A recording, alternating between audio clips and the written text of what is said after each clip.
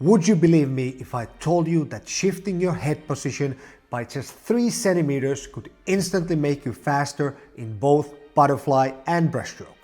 This isn't about swimming more, training harder, or building more muscle. It's about unlocking a technique adjustment that changes how your whole body moves through the water. Because most swimmers, even the really good ones, keep their head just about 3 centimeters too high when recovering forward in fly and breaststroke. And that's about the thickness of 2 fingers. And that tiny misalignment, it makes your head smash into the bow wave you're creating, slowing you down and wasting one of the most underused power sources in swimming, your head movement. Because in swimming, the body follows the head, and any changes in head position can send a chain reaction down through your spine, into your hips, and all the way to your feet. And when that's timed right, that chain reaction can feed directly into a stronger, more explosive kick. And today I'll show you exactly where those 3 centimeters are, why they matter so much, and how to turn them into a free speed upgrade you'll feel the very next time you swim. Everything starts with one simple adjustment: the chin tuck. It's a small change in how you think about your body alignment, but it completely changes how you move through the water.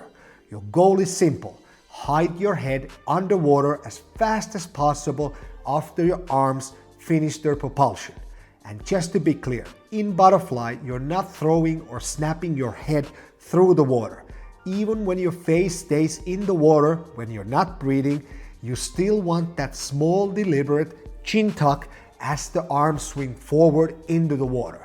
On breathing strokes, that tuck happens as you bring the face back down, and that's the moment where the timing really counts. And here's why it matters both for fly and breaststroke. Even a slight upward tilt of the head as you crush forward after the pull makes you meet your own bow wave face first. And that's like smacking into a moving wall of water you've just created, and it slows you down instantly. By tucking your chin toward your chest as you surge forward, you still meet the wave, but now with the crown of your head and forehead instead of your face. That small shift in head entry angle lets you pierce through the water with less drag, gives you smoother entry into your overhead streamline position, and keeps your body in a faster, more connected position for what comes next. The change feels almost like diving into the water. You lead the natural undulation of the body with the crown of your head, aiming to land on the water with your forehead and not your face. It's subtle, but it puts your body into a slight negative angle relative to the surface, which helps you maintain horizontal alignment and thus stay more hydrodynamic. But here's the real magic. A well-timed, aggressive head nod doesn't just cut out drag, it actually adds power to your kick. This coupling effect is one of the hidden secrets of great breaststrokers and butterflyers. When the head drives forward and down at just the right moment, it sends a wave of energy through your body that feeds directly into the legs. And you can see it clearly in slow motion. The head leads, the hips lift, and the kick fires harder without any extra effort. And this chin tuck to kick connection is just one example of how small technical changes can transform your swimming. If you want to go deeper into race-winning details like this, my book, Training Principles for Master Swimmers, is packed with them. It's a step-by-step guide to building speed, endurance, and technique for real-world master swimming, combining the science of training with practical examples you can start using right away. And you can download your copy for free from the link in the description. All right, now that you know why the chin tuck matters and how it links directly to your kick, let's actually feel it in the water. How much you should duck your head will be a little different for everyone, so the only way to find your sweet spot is through training. And in the following drills, you'll exaggerate the chin tuck to make the connection obvious. Then, when you bring it into full speed swimming, it naturally shrinks down to just a few centimeters. The first step is feeling how that head movement drives the kick.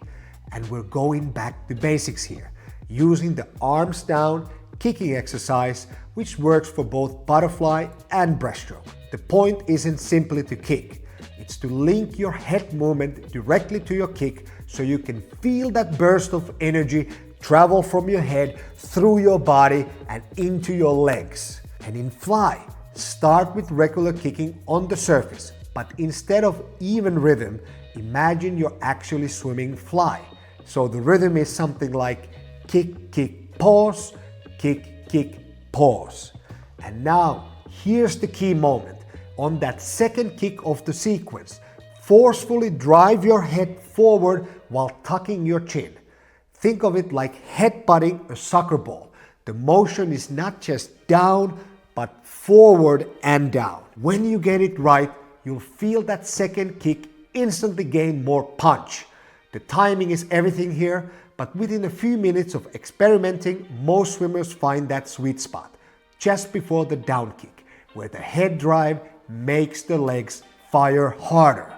And remember, this exaggerated motion in training is just to help you feel the connection. In racing, it's really only that 3 centimeter drop that makes the difference. In breaststroke, it's a little trickier. Still kicking arms down, but taking a breath from the front before each kick. Then, time your head hit back into the water just before the start of the power phase of the kick. If you do it right, it feels like the kick power is actually starting from your head. And I know it sounds strange, but once you feel it, you'll never unfeel it. And you'll know right away if your timing's off. If you kick too early, while your head is still above the surface, you feel the water stop you. And if you wait too long, until your head is fully submerged, you'll feel your speed die out before the actual kick happens. While it's quite hard to describe the feeling of the right timing with words, it's very easy to recognize once you get it.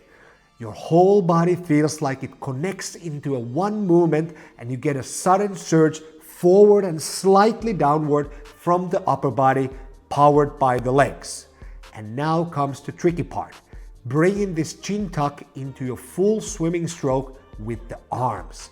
And for this, we use a classic drill, breaststroke or fly pull with freestyle kicking. But here's the twist. Instead of focusing on your arms, you put all your attention on your head and how that aggressive 3 centimeter nod changes what your legs do. Because if you time it right, it's almost impossible not to feel your hips lift and your legs respond with a strong downward kick.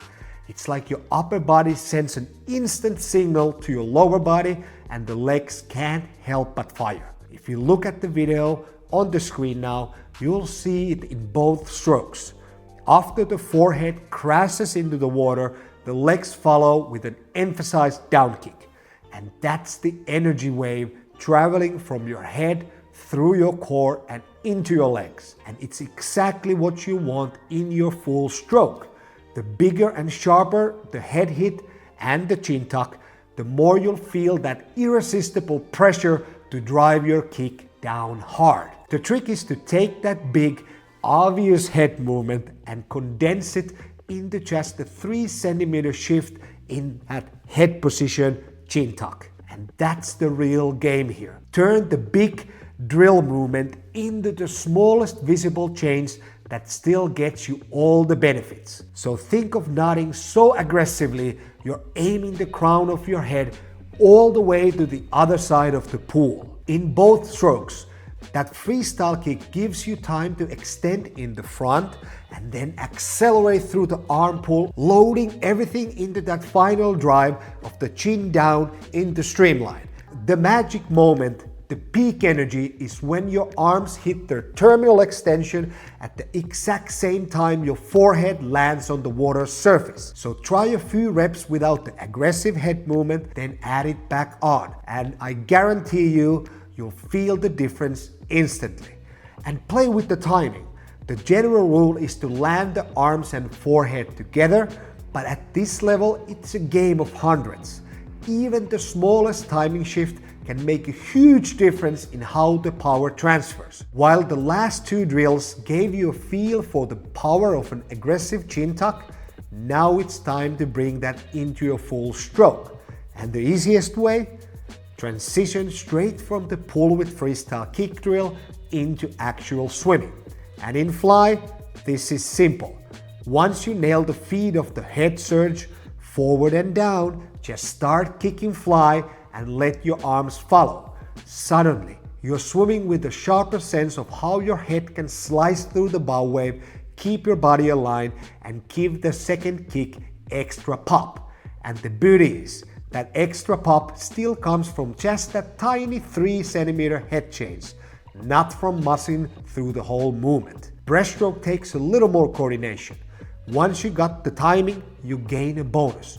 Another movement signal from your upper body to help you time the kick. The challenge is getting the heels close to the hips in time to catch the energy wave rushing to your lower body right as your forehead drives through the surface. And this isn't something you automate in a day. You need repetitions. And the best place to work on it is during your technical warm-ups, especially on sprint-focused days.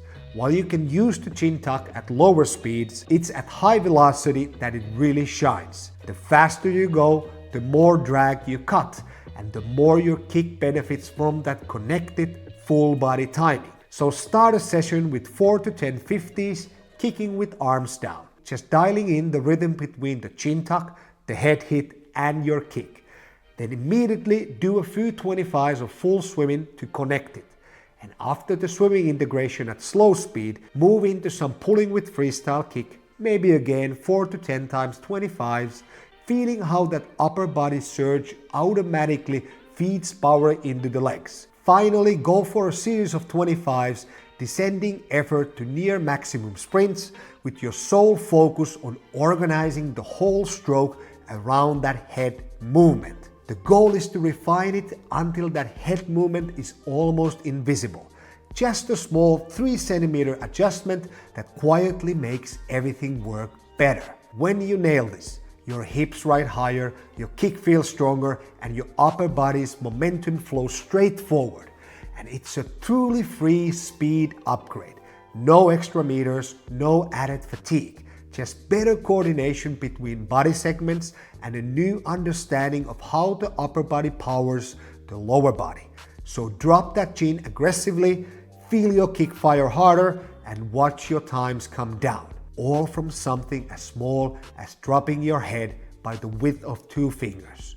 So test it out, give it a couple of weeks of focused rehearsal, and then drop a comment to tell me how much faster you feel.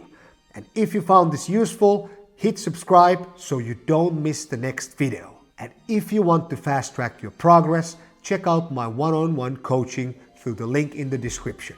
We'll start out with a free Zoom call to map out the biggest opportunities in your swimming, so you know exactly what to work on to take your performance to the next level.